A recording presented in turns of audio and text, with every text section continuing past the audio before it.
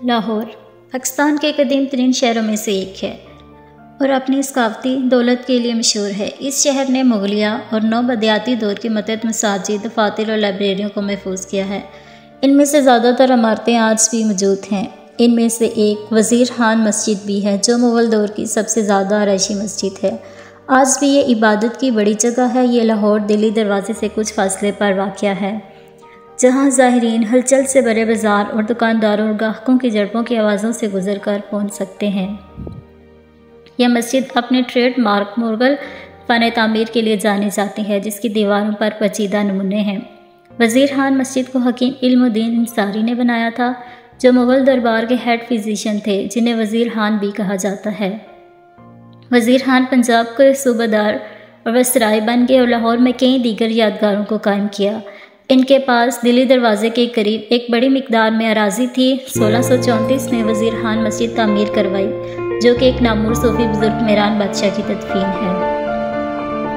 مسجد ایک بڑے کمپلیکس کا حصہ تھی، جس میں مسجد کے مرکزی دروازے کے سامنے ٹاؤن اسکوائر کے ساتھ ساتھ دکانوں کی ایک قطار تھی، جو عام طور پر خطاطوں اور کتابوں کے لیے مختص ہوتی تھی۔ یہ مسجد لاہور کی شاہی گزرگاہ کے جنوبی جانب واقع ہے، جسے رائل روڈ بھی کہا جاتا ہے۔ اس کا نام رائل روڈ اس لیے رکھا گیا ہے کہ یہ وہ عام راستہ تھا جسے مغل رئیس لاہور قلعہ میں شاہی حویلیوں کے راستے میں استعمال کرتے تھے۔ مسجد دلی دروازے سے چند سو میٹر مغرب میں واقع ہے۔ یہاں مسجد کا شاہی حمام، جسے وزیر خان حمام بھی کہا جاتا ہے، موجود ہے۔ مسجد سے چٹا گیٹ اور وزیر خان چوک، قصبے کا چوک بھی نظر آتا ہے۔ مسجد کی ترتیب کو 3 حصوں میں تقسیم کیا گیا ہے: داخلی دروازہ، صحن اور مرکزی نماز ہال۔ زائرین وزیر خان مسجد میں تیموری طرز کے ایوان سے داخل ہوتے ہیں، جو کہ ایک مستطیل ڈھانچہ ہے اور دروازے کے طور پر کام کرتا ہے۔ بلکونیاں ایوان سے بائیں اور دائیں جانب پھیلی ہوئی ہیں، جس پر فارسی میں کوٹرین رباعی لکھا ہوا ہے۔ کہا جاتا ہے کہ ان چوکیوں کے حطاط محمد علی تھے، جو صوفی بزرگ حضرت میاں مہرے کے شاگرد تھے۔ صحن کے بالکل آخری سرے پر واقع اور اس کی لمبائی تقریباً 130 فٹ اور 42 فٹ ہے۔ 1993 میں اقوام متحدہ کی تعلیمی، سائنسی اور ثقافتی تنظیم یونیسکو نے اس مسجد کو عالمی ثقافتی ورثے کی اپنی عارضی فہرست میں شامل کیا۔